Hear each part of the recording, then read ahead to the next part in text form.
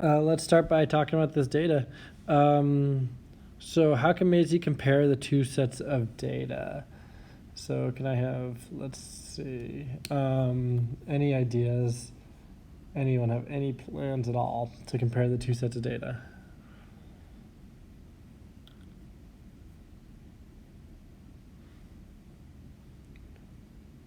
All right, we'll skip number one then, but what about number two? It says, would it be fair to look at the mean values only? So when you see that word mean values only, did anyone actually calculate the mean for these two sets of data?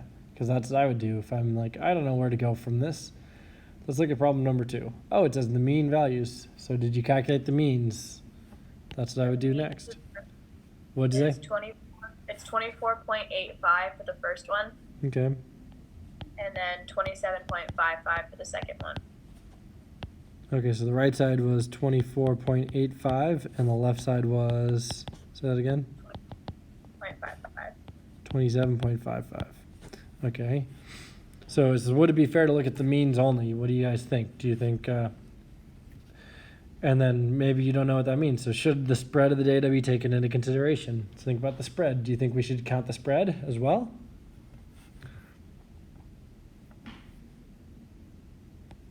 I would say, let's count the spread.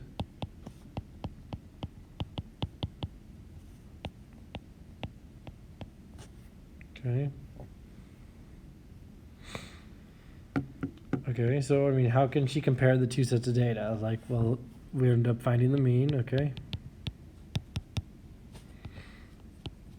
Find the mean was good.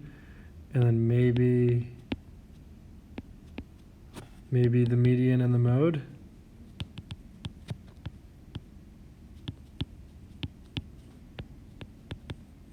All right, so I mean, there's a lot of things we could do that we've learned so far through all of the chapters, right?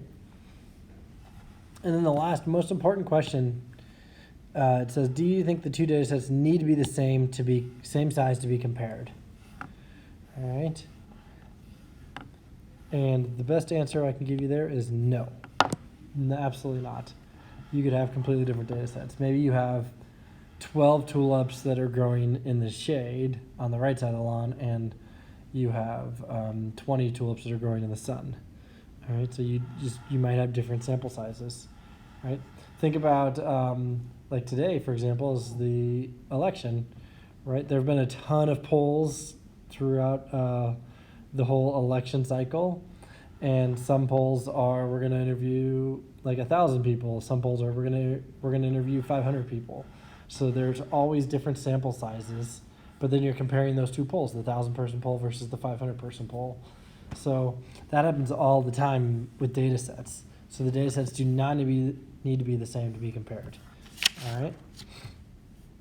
That's the big thing.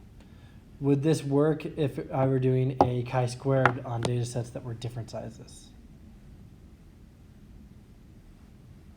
Could you do chi-squared on different size data sets? Anyone know for sure?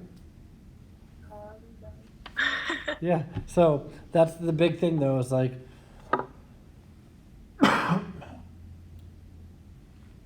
when you're doing this one, which is going to be called a t-test, we're going to use something called the t-test for this information. It's important to know that, like, if we're doing chi-squared, we want the same information on both sides. So with the t-test, you don't necessarily need that. And the t-test specifically, what it's used for is data sets that are specifically used for two data sets that are measuring the same thing. All right.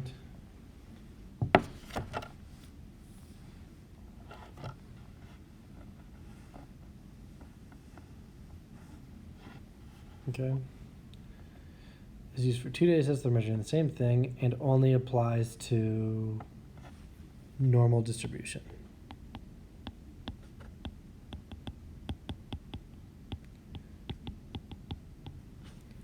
So it's important that we know that our data is normally distributed when we're doing a t-test. All right. But what we're doing with t-test is we're comparing two different things that are the same thing. We're just two different data sets of the same thing. So I think election polls are a great example because I can have a poll from this company and a poll from this company, and I can compare them. All right, that's like where you would use a t-test. All right, so the null hypothesis for this type of example is that the means will be the exact same.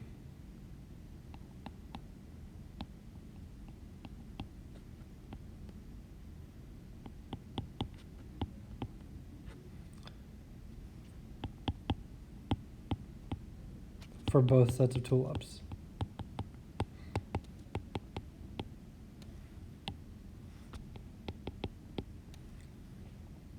The alternative hypothesis then is the means will not be the same.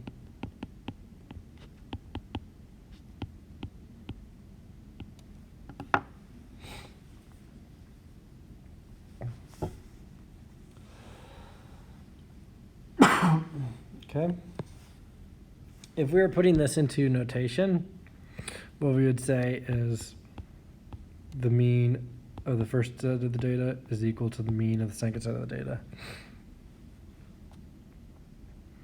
If we're saying they're not the same, then we could say they're just not equal. Oops. There we go. That's what this would look like. All right. That's the important thing for t values here when we're doing the t-test. All right. The only other thing we need to know for a t-test is we need to know whether we're performing what's called a two-tailed test or a one-tailed test. So we need to know whether we're performing two-tailed or one-tailed.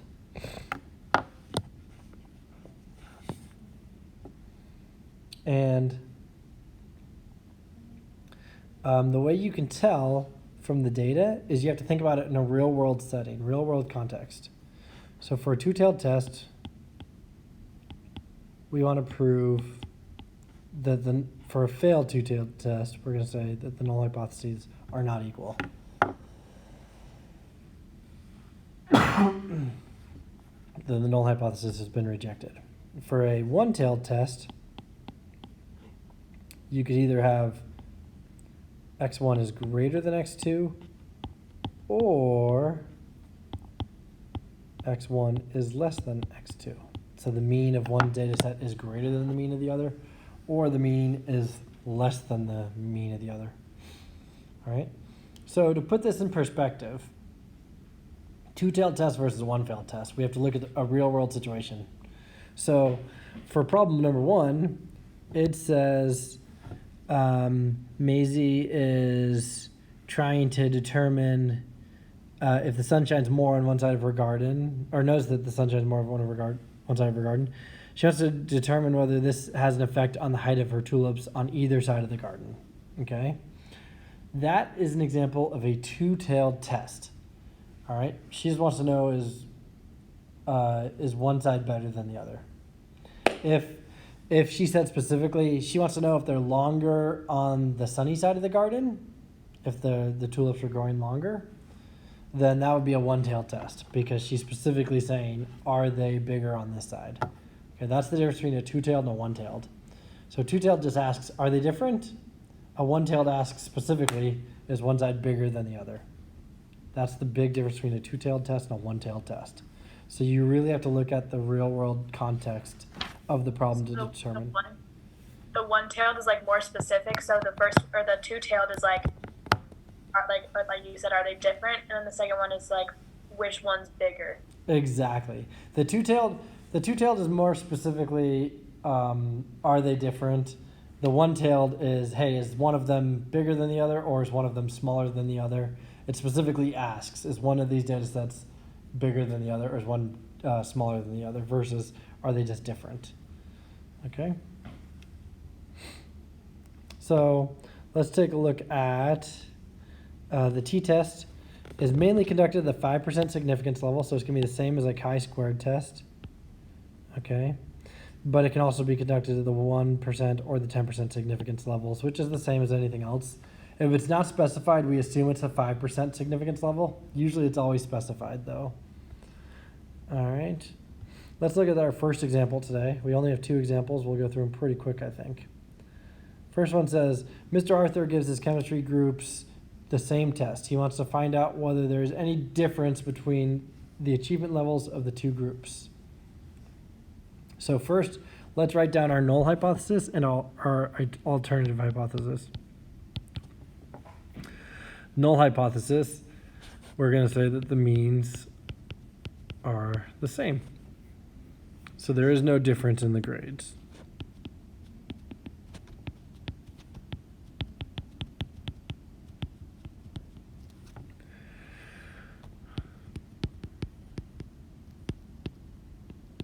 So no difference between grades of group 1 and 2, of group 1 and group 2.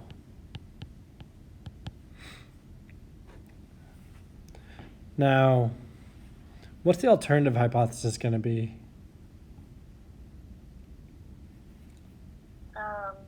Is x1, the mean of x1 is greater than or less than, or like it's going to be that of x2.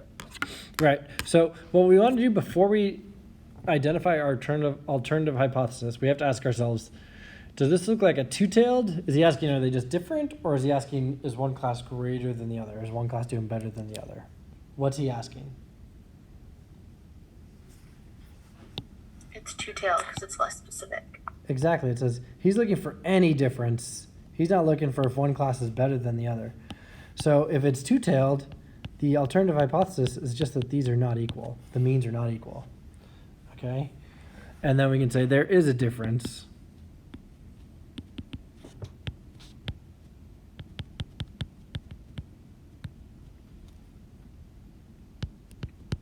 between the grades of group 1 and group 2. All right, that's the idea. Now, part B, find the t-value and the p-value for t-test at the 5% significance level. So on your Canvas page, I did put a calculator how-to on there for the TI-84. But first, you're just going to put your 2 lists in there. And notice that the lists are different lengths, and it's going to work. They don't need to be the same length. So you're just going to put your data in for list 1, your data in for list 2. Start with that.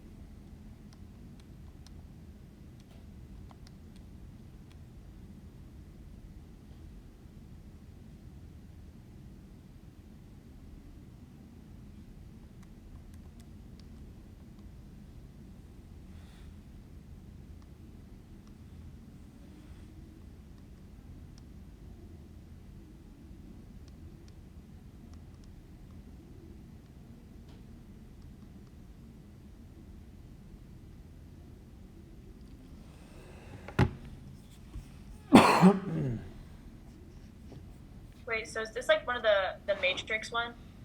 Yeah, we're going to create list 1 and list 2.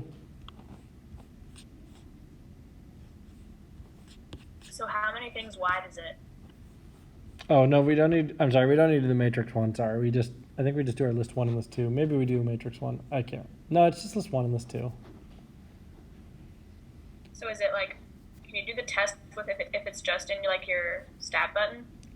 Yeah, so you just do stat, and then you're going to do edit list 1, list 2. And then because we know it's a two-tailed test, we're going to hit stat. We're going to go to the tests. And then number 4 says 2-samp t-test. So that's the one we choose, the 2-sample t-test. Oh, okay. Yep. And then it's going to ask us on this, your input data Okay.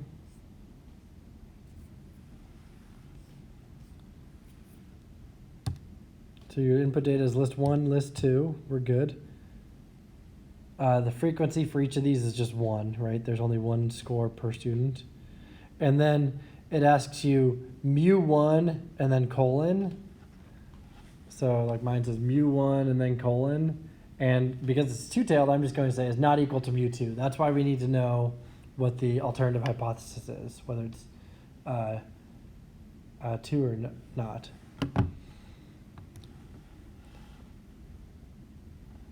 And Mine then, also asks if it's pooled. yeah, and we're going to select yes for pooled. Okay, that's the only thing we're really changing on this. Everything else should be fine. Mine also asks if it's pooled. Yeah, so we just select yes for pooled. Everyone should say, is it pooled? And you're just going to say yes. What does that mean? What does it mean? I don't Sorry, know. my computer cut out. Yeah, so I don't know what the pooled means. I just know we're supposed to say yes for it. Okay. Do we say yes every single time to the pooled? Yeah. Okay, thank you. Mm-hmm. Wait, Mr. Street. Yep. You said that after you input the data into the lists, you go to stat and then tests and then 2 sample t-test, right? Yes.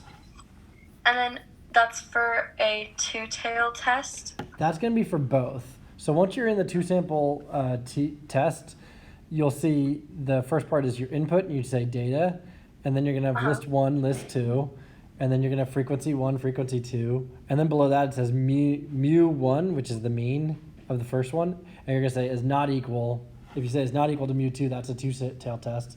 If you pick a less than or greater than, that's a 1-tail test. Oh, okay. Does that and make then, sense? Yeah. Yeah. And then frequency 1 and 2, in my calculator, both of them say 1. That's perfect. Okay. Now one of them just says freak 1, one of them says freak 2, and then you just leave them both as values of 1. That's it. Okay, thank you. Now we go t value. We should have gotten like a negative 0.234, something like that. And then p value, we end up getting a 0.816, something like that, right? So then the conclusion of the test, we had a 5% significance level, so we had 0.816 is greater than 0.05. So the p-value is not low, so we accept the null hypothesis.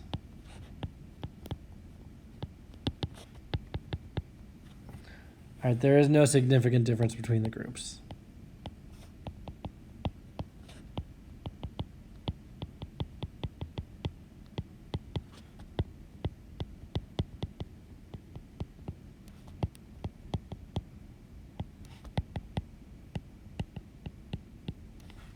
All right.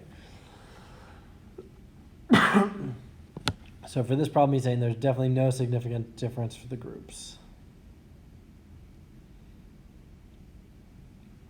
Okay, that's the idea. So for the t-test, all you need to do is make sure you identify whether it's a 1-tailed test or a 2-tailed test. And then you need to be able to write your null hypothesis and your alternative hypothesis. So null hypothesis is always going to be there's no difference between the two things we're comparing. The alternative hypothesis, if it's a 2-tailed test, is there is a difference. And if it's a 1-tailed test, it's either going to be greater than or less than. Okay, that's it. We need to know whether it's going to be greater than or less than if it's 1-tailed. You need to know which one, yeah. Okay, that'll make a difference. And that's what we're going to look at on example 8. Guess what example 8 is an example of? The 1-tailed test. An oil company claims to have developed a fuel that will increase the distance traveled for every liter of fuel. So it will increase the distance traveled. So does that mean, are they saying the new fuel is going to be better or worse than the old fuel? If it's increasing the distance, right? So that means the new fuel is going to have a greater quality, right? So the original fuel we'll say is X1 is equal to X2. Whoops, that looks bad. Equal, there we go. to x2. The null hypothesis is that x1 is going to be less than x2. The null fuel is going to be better, okay? So there's no difference between the fuels.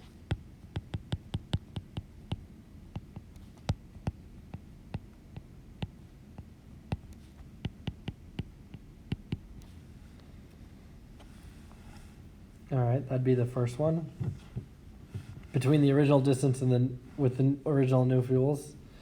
And then the second one says the distance is higher or whatever. The distance is increased with the new fuel.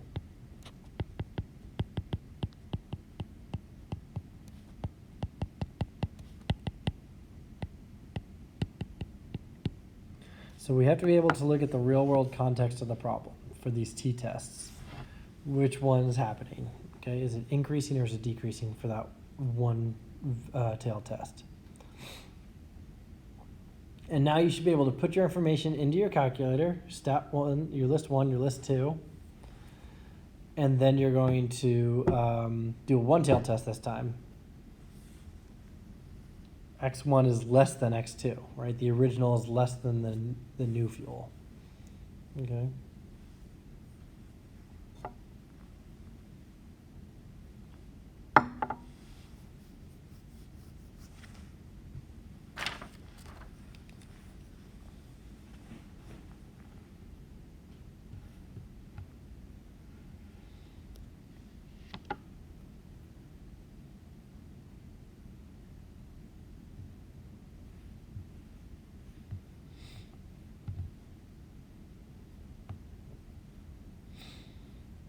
It's less than mu2.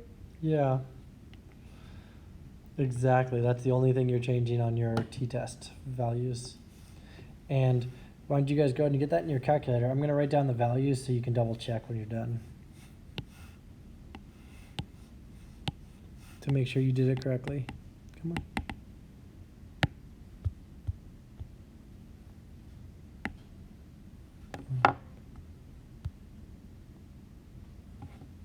Oh, my pencil died. Whoops. All right, I've got to end my... I'll put them in the chat. My pencil is dead.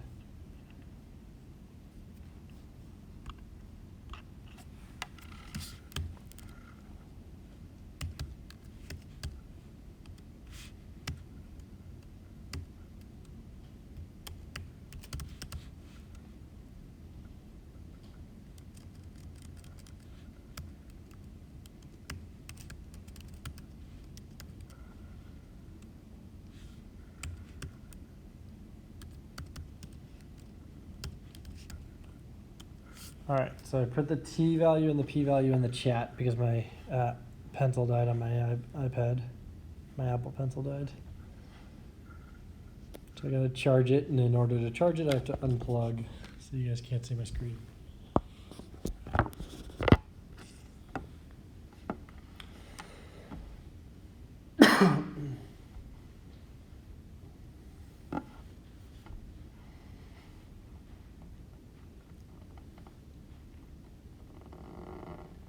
So we're doing a 5% significance test again, and this time the p-value is super low. And honestly, on the IB exam too, you don't need to worry about the t-value at all, which is really weird. All you do is you